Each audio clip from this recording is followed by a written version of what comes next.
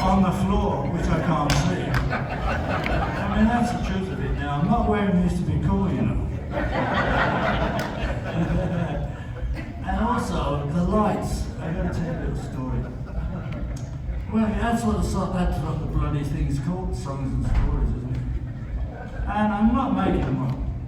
I wish I bloody well was. But the thing is that there's a club called the Marquee Club in London. Marquee artists, they're the ones who brought all the blues artists over. And we recorded going out there. We were the first band to record it there. They made a studio in the back. They still had all the carpet and stools all over the place. It wasn't finished. A bit like when we made Band on the Run, actually. It's the same thing in Laine. It's true. So we recorded that there, but the Marquee was the place. So we used to open we'd sort of throw a coin in the air to who's going to go on first. There'd be two bands in there. So the Yardbirds are on once, and they come off, and Eric goes to me, beat that. I said, oh, have a go, mate. But so it was one of them, and I was in the Marquee. And it was a great little crowd. Nobody, you couldn't get a drink, anything like that. It was always just like beatnik time, It wasn't. And all the big bands started there. They all did. Jeff Beck Group, a lot. And so, we got that experience until the Who came in there and blew the roof off the place. Mind you, they did bring their own crowd with them. But the Marquee then moved to another place down the road in Oxford Street. And they had these lights that were like right there. So I'm and I was sweating away. And when I came out that night, I couldn't see because the sweat had gone into my eyeballs, and I was like seeing all rainbows around the lights. Honest to God, it was like wow. It went away after a few days, but in the meantime, it was like trippy. It was like not that I've ever heard.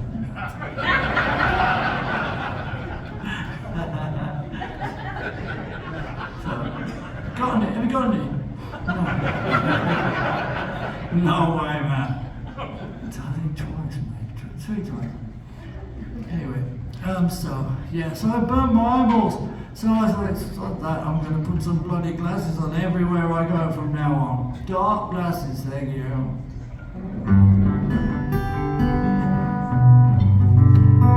By the time it comes to the end of the show, I'll be in June.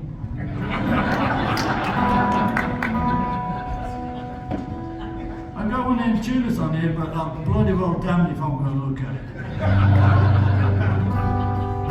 These are the days we used to tune without tuners. Can you believe it? God, why the world has changed. So, what happened was, after the Moody Blues, I got into this, I'm going to be a folk singer, like Bob Dylan. I met Bob a few times. I've helped him down a couple of stairs in his time.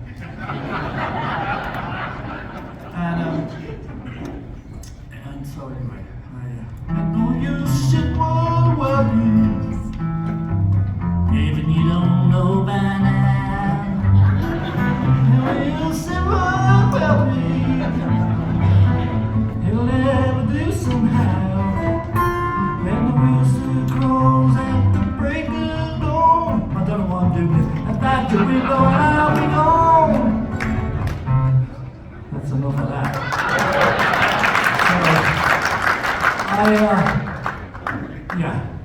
And Bob, of course, was the biggest thief in the business, like all of us. He was one of us.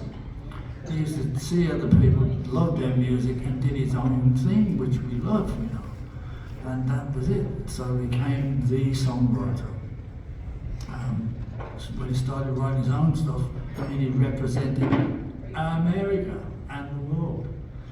And nice, great guy, brilliant guy. So I got into the folk scene, first of all, got into the folk scene in London. We were just talking about this in the dressing room actually.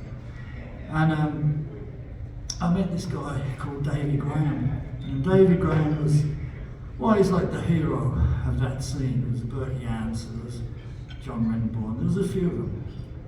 And I kind of liked his style of playing, because he'd been around the world. He'd been to Morocco, Marrakesh. Jesus, that was big time in them days. He was one of them. So, but his style of playing was great. So I wrote a song, and it's called Davy's Rag, Davy Graham.